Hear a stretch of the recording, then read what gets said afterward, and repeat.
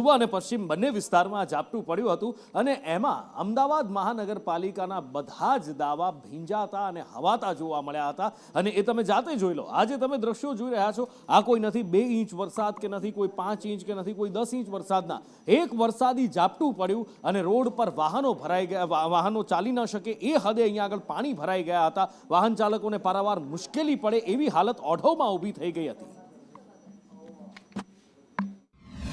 અમદાવાદ શહેરના પૂર્વ વિસ્તારમાં ફરી એક વખત વરસાદી માહોલ જામ્યો છે। શહેરના પૂર્વ વિસ્તારની જો વાત કરીએ તો નિકોલ, નરોડા, ઓઢવ, બાપુનગર, વસ્ત્રાલ સહિતના જે વિસ્તારો છે ને ત્યાં અત્યારે મેઘરાજા જે છે તે મન મૂકીને વરસી રહ્યા છે। તો બીજી તરફ લોકોની હાલાકીની શરૂઆત છે તે પણ થઈ ગઈ છે। સામાન્ય વરસાદ પડ્યો છે અને તેમાં જ અલગ અલગ વિસ્તારો છે તેમાં આ વરસાદી પાણી ભરાઈ ગયા છે, સાથે જ ડ્રેનેજના પાણી જે છે તે બેક મારી રહ્યા છે। નિકોલ વિસ્તારના આ દ્રશ્યો છે કે જ્યાં હાલ આ પ્રકારની સ્થિતિ જે છે તે સર્જાઈ છે। લગભગ 20 મિનિટ જેટલો સમય થયો હશે વરસાદ શરૂ થયાને અને આ 20 જ મિનિટમાં આ પ્રકારની સ્થિતિ જે છે તે સર્જાઈ રહી છે। ત્યારે જે વરસાદ આવ્યો છે 20 મિનિટ અને તેમાં રોડની સાથે સાથે અમદાવાદ મ્યુનિસિપલ કોર્પોરેશનનો એક્શન પ્લાન જે છે, પ્રી મોન્સૂન પ્લાન છે તે પણ ધોવાઈ ગયો છે।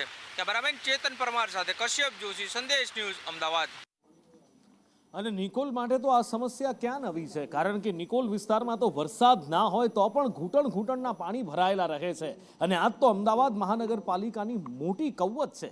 પણ જો કે આ મુસીબત હજી ઓછી નથી થવાની, કારણ કે આવનાર 7 દિવસ હવામાન વિભાગ દ્વારા ભારે વરસાદની આગાહી કરવામાં આવી છે। આમ તો આપણે વરસાદને આવકારતા હોઈએ છીએ, પણ તંત્રનું કામ એવું છે કે દરેક વ્યક્તિને વરસાદ આવે તો આનંદ પણ થાય અને ખુશી પણ થાય। ક્યાં ક્યાં આગાહી કરવામાં આવી છે? દાહોદ, પંચમહાલ, ભરૂચ, નર્મદા, સુરત, નવસારી, ડાંગમાં ભારે વરસાદની આગાહી કરવામાં આવી છે।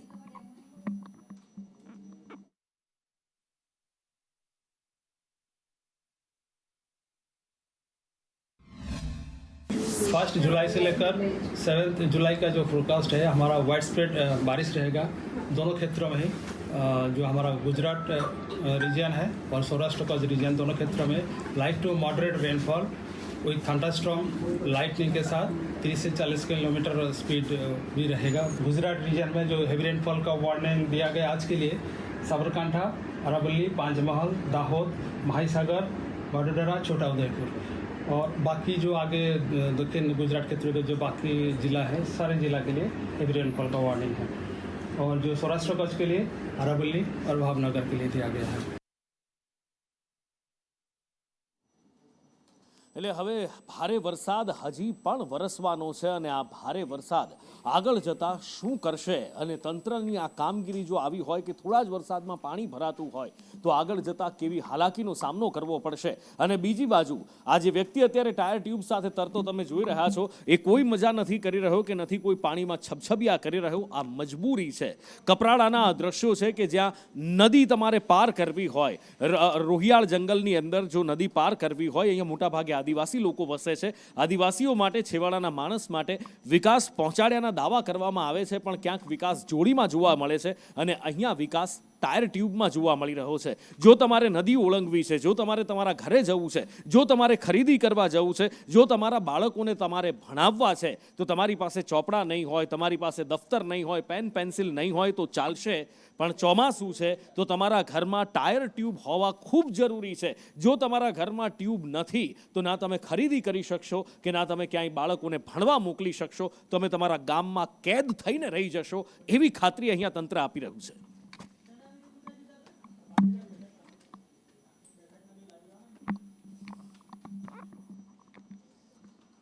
અને હજી તો ચોમાસું શરૂ થયું છે અને આ વરસાદ માન્યું કે 35% વરસાદ તંત્ર પાસે એક મુદ્દો રહેશે કે 34-35% વરસાદ પડી ગયો છે એટલે રસ્તા તો ધોવાય ને, પણ રસ્તાની ગેરંટી લેવામાં આવે છે, પણ એમ છતાં પણ આ રસ્તા તમે કોઈ પણ એક દ્રશ્યો તમે જોઈ લો, અલગ અલગ શહેર છે, અલગ અલગ જિલ્લા છે, અલગ અલગ તાલુકા છે, પણ પરિસ્થિતિ બધે એક સરખી છે। આખા ગુજરાતની અંદર આ હાલત છે। પછી એ જામનગરનું ધ્રોલ હોય, જામનગર શહેર હોય, સુરત શહેર હોય, સુરત શહેરનો પણ કોઈ પણ વિસ્તાર તમે જોઈ લો, વરાછા છે, આ બાજુ કરજણ વિસ્તાર વડોદરાનો છે, રાજકોટ, નસવાડી, પાલનપુર, બધી જ જગ્યાએ માત્ર ને માત્ર ખાડા હોય એવું દેખાઈ રહ્યું છે। ખબર નહીં આ તંત્ર એટલું તો કેવું મજબૂત કામ કરે છે કે વરસાદ આવતાની સાથે જ ગુજરાતના બધા જ રસ્તાની સપાટી આપણને ચંદ્ર જેવી લાગવા લાગે છે.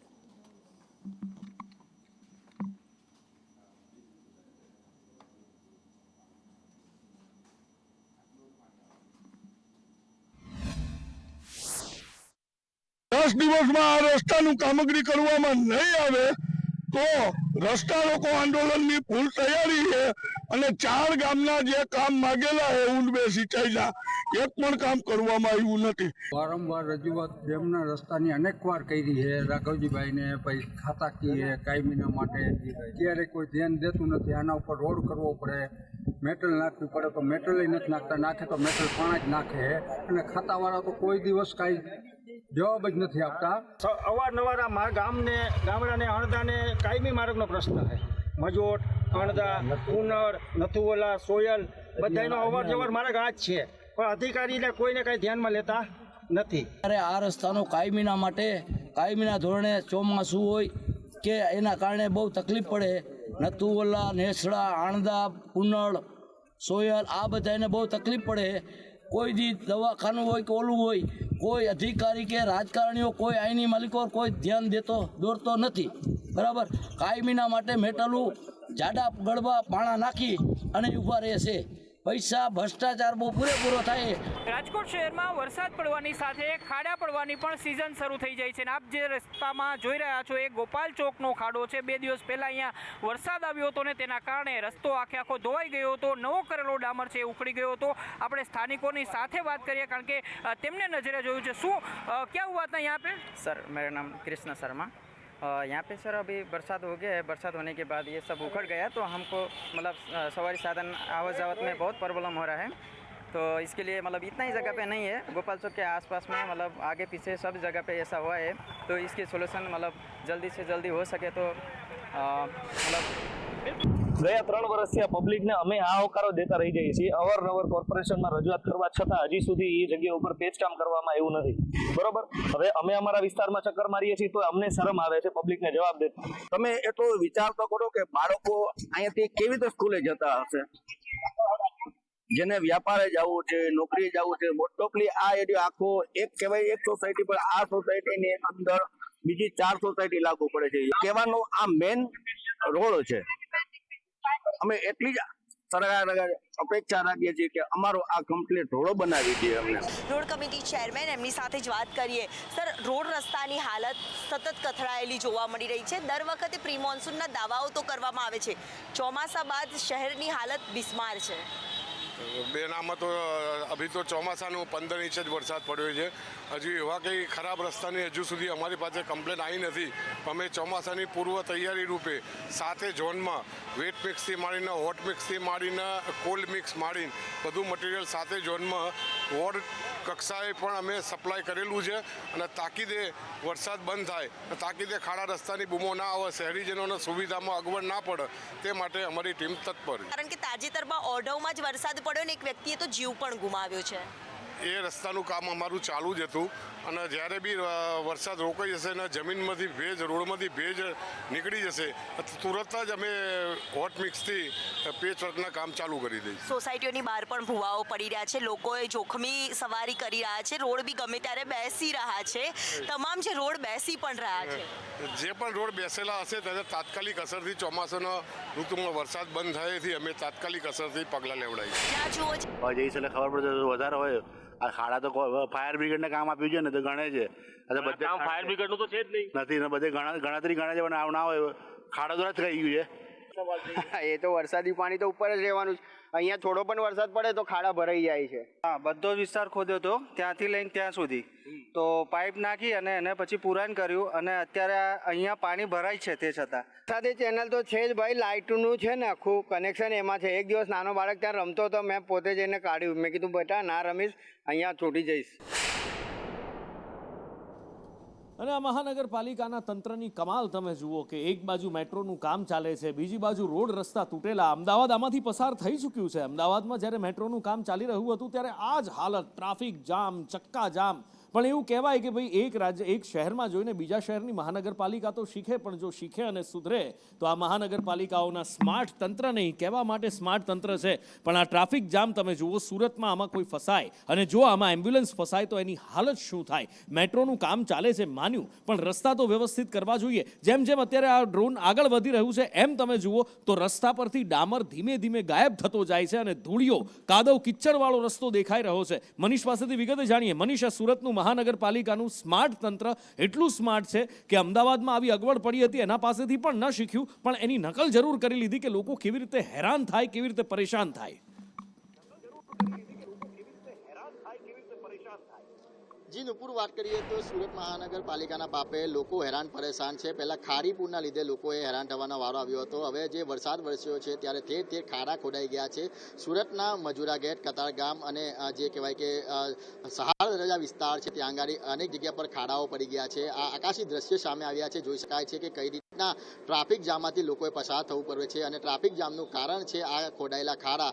મહત્વની વાત એ છે કે મેટ્રોનું જે કામગીરી ચાલી રહી છે, મેટ્રોના કર્મચારીઓ પણ છે તેનું પેટનું પાણી નથી હલી રહ્યું. છેલ્લા કેટલા વર્ષોથી આ મેટ્રોની કામગીરી ચાલી રહી છે, જેના લીધે સુરત શહેરમાં ટ્રાફિક જામ થાય છે. અનેકવાર મહાનગરપાલિકા અને સુરત પોલીસ કમિશનર દ્વારા તાકીદ કરવામાં આવે છે કે જે મેટ્રોના પતરા છે તેને સીધા કરવામાં પણ નથી કરવામાં આવતા, જેના લઈને જ લોકો હેરાન પરેશાન થાય. નુપુર, જી, વરસાદ પછી ઠેકાણે એક સરખી હાલત છે. તમે ગુજરાતના કોઈ પણ શહેરમાં જતા રહો તમને ખાડારાજ જોવા મળશે. નવા બનેલા રસ્તા પણ ધોવાઈ ગયેલા જોવા મળશે. જૂના રસ્તા ક્યાંક જો સારું કામ થયું હોય તો જોવા મળશે. અને અમદાવાદની તો સાહેબ વાત જ શું કરવી, કારણ કે પ્રી મોન્સૂનના નામે કરોડો રૂપિયા ખર્ચાઈ જાય છે, પણ થાય છે શું? લોકો આવી રીતે કમોતે મોતને ભેટે છે. લોકોના પરિવારના માળા ખોરવાઈ રહ્યા છે, વિખાઈ રહ્યા છે. આ દાવો કરવામાં આવ્યો છે અમદાવાદ મહાનગરપાલિકાના વિપક્ષના નેતા શહેજાદ ખાન પઠાણ દ્વારા, જેની સામે લૂલો બચાવ કરતા જોવા મળ્યા હતા સ્ટેન્ડિંગ કમિટીના ચેરમેન દેવાંગ દાણી. अहमदाबाद शहर में बरसात आते ही अहमदाबाद शहर की जनता के लिए आफत समान बन जाता है, जिसका सबसे बड़ा कारण अहमदाबाद म्युनिसिपल कॉरपोरेशन है. एक तरफ प्री मॉनसून के नाम पर करोड़ों रुपए खर्च करने के दावे किए जाते हैं, एसी चैम्बर में बैठकर बड़ी बड़ी मीटिंगें करने में आती है, लेकिन बरसात आते ही उन सारी कामगिरी जो मेकअप अहमदाबाद म्युनिसिपल कॉरपोरेशन के अधिकारी अहमदाबाद शहर की सड़कों पर करने का दावा करते हैं, वो 1 इंच बरसात में ही સમગ્ર મેકઅપ ધૂલ જાતા હૈ. આજે મહાનગરનો સમતોલ વિકાસ પૂર્વ અને પશ્ચિમ પટ્ટાની અંદર થઈ રહ્યો છે, પરંતુ કેટલેક ઠેકાણે જ્યારે કામ ચાલુ હોય તેને પરિણામે ડ્રેનેજની બેકિંગની સમસ્યા ઘણીવાર આવતી હોય. આગળ વાત કરવી છે, પાટીદાર નેતાઓની બેઠક મળી હતી ગઈકાલે અને એ બેઠક મળ્યા પછી ઘણા બધા સવાલો પણ ઊભા થયા હતા કે અચાનક આ બેઠક ક્યાંથી મળી, અચાનક આ બેઠક શા માટે મળી અને કોંગ્રેસના પાટીદાર નેતાઓ આ બેઠકની અંદર કેમ પાટીદાર સમાજને પક્ષ સાથે જોડવા બેઠકનું આયોજન કરવામાં આવ્યું હોવાની ચર્ચા ચાલી રહી છે. ગુજરાત કોંગ્રેસની કમાન પાટીદાર નેતાને આપવાની ચર્ચા પણ ચાલી રહી છે. પ્રતિક પાસેથી વિગતે જાણીએ કે આખરે નવા પ્રદેશ પ્રમુખ માટે શું અટકળો, શું ગતિવિધિઓ અને અંદરના શું સમાચાર મળી રહ્યા છે.